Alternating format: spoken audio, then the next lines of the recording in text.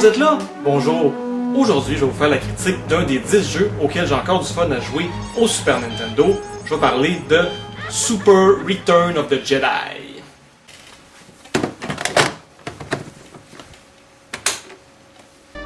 Super Return of the Jedi, c'est le dernier des 3 Super Star Wars, et comme les 2 autres jeux, il suit l'histoire du film pas mal scène par scène. Sauf qu'évidemment, ces scènes-là sont modifiées pour faire un jeu plus intéressant.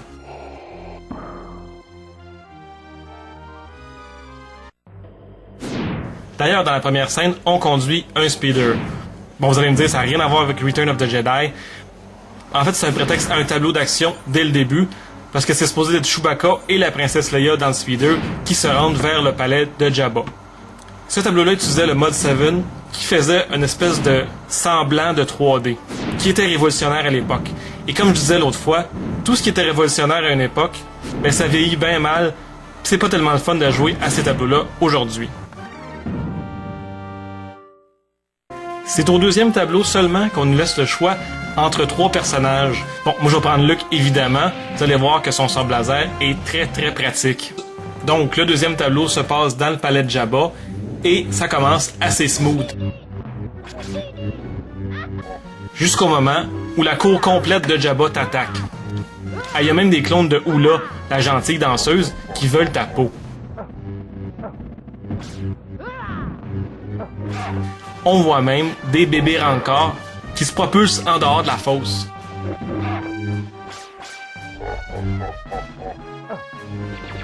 Bon, pour le tableau de la barge à voile, j'ai choisi Han Solo, dont le pistolet laser est beaucoup moins efficace que le sabre laser de Luke, puis en plus, il saute pas mal moins haut.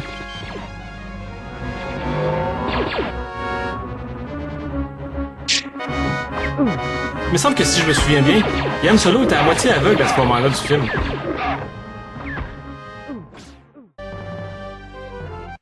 Pour l'intérieur de la barge à voile, j'ai choisi d'incarner Princesse Leia. Ça suit un peu mieux le film comme ça. Bon, tout le monde se met à l'attaquer, ce qui est d'ailleurs plus logique que qu'est-ce qu'on voit dans le film, alors que la princesse Leia étrangle Jabba the Hutt, puis que toute sa cour, puis toutes ses gardes ont l'air de s'en sacrer ben raide.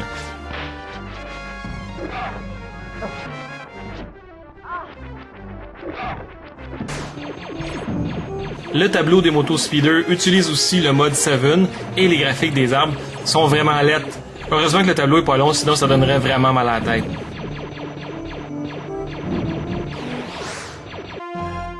Ensuite, on a les tableaux les plus amusants du jeu à mon avis, ceux où on incarne Wicket qui essaie de se sauver de son village, qui est sous l'emprise de toutes sortes de bébites bizarres. C'est vrai que dans les films sur les Ewoks, il y avait plein de créatures bizarres sur Endor, mais il me semble que ça c'est un petit peu exagéré. Faut pas oublier que le jeu a été fait en 1994, un an après la sortie du film Jurassic Park. Ça explique peut-être les dinosaures qu'on voit dans ce tableau-là. Ce qui est le fun aussi, c'est qu'il peut tirer des flèches dans toutes les directions.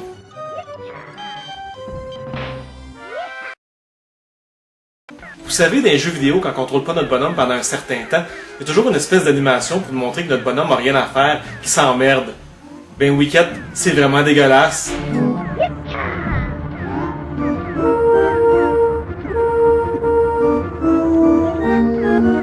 Oh! Hey, coudonc, petit nounours cochon, cache-toi un peu, tout le monde te regarde. Contrairement au film où Luke se livre docilement à son père Darth Vader pour se faire amener ensuite sur l'étoile noire, ici Luke se bat contre les Biker Scouts et contre les fameuses libellules géantes de Endor. Ensuite, on a un autre tableau au mode 7 où on contrôle seulement la tourelle du Millennium Falcon. Bon, c'est vraiment statique comme gameplay, et encore une fois, heureusement que le tableau est très court et que tu as juste une quinzaine de TIE Fighters à détruire. On a ensuite plusieurs tableaux où Luke se promène dans l'étoile noire pour se rendre vers l'Empereur. Bon, si ça avait été comme dans le film, ça aurait peut-être été un peu plate, là. Il se serait rendu avec Darth Vader vers l'Empereur sans rien qui lui arrive. Sur son chemin, il rencontre des Stormtroopers, des Imperial Gunners, puis même un FX-7. Ah wow, c'est des robots médecins qu'on voit dans Empire Strikes Back. Hey, l'Empereur est tellement perfide qu'il a reprogrammé ces robots-là pour électrocuter Luke Skywalker. Luke se bat même contre des gros robots volants Stormtroopers. Wow, heureusement que son sabre laser a la possibilité de faire dévier les tirs des lasers. juste avant de voir l'empereur, on se bat contre des gardes impériaux qui sont pas mal plus difficiles que ce que Yoda a pu laisser nous imaginer dans Revenge of the Sith. Ensuite, on rencontre l'empereur, qui tout à coup se met à voler. Il est vraiment difficile l'empereur, mais heureusement, on est encore capable de faire dévier ses chocs électriques avec notre sabre laser. Ça, c'est vraiment révolutionnaire parce qu'on n'a pas vu ça dans un film avant Attack of the Clone, qui a été fait 8 ans après le jeu. Il est vraiment difficile à battre parce qu'il fait en plus disparaître la plateforme en dessous de lui.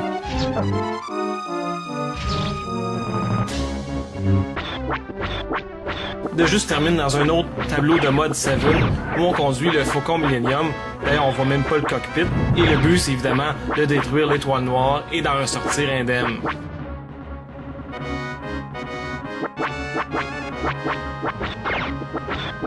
Super Return of the Jedi est un jeu vraiment le fun. Bon, on a pris quelques raccourcis dans l'histoire, mais c'est vraiment au bénéfice de l'action. Le gameplay est vraiment le fun. Tous les pitons de la manette servent à quelque chose. Et si on les maîtrise bien, ça peut nous amener vraiment loin dans le jeu, qui est quand même assez difficile. Les graphiques sont aussi très beaux. Bon, ça arrive de temps en temps qu'il y a des ralentissements tellement il y a des choses en même temps dans l'écran.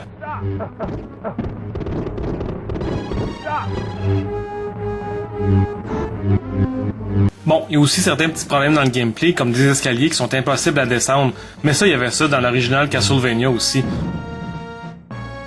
Mais le jeu est quand même assez smooth.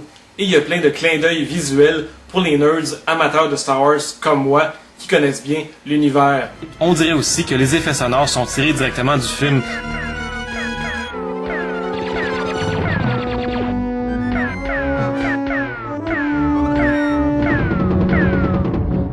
Et la musique est vraiment très bien synthétisée.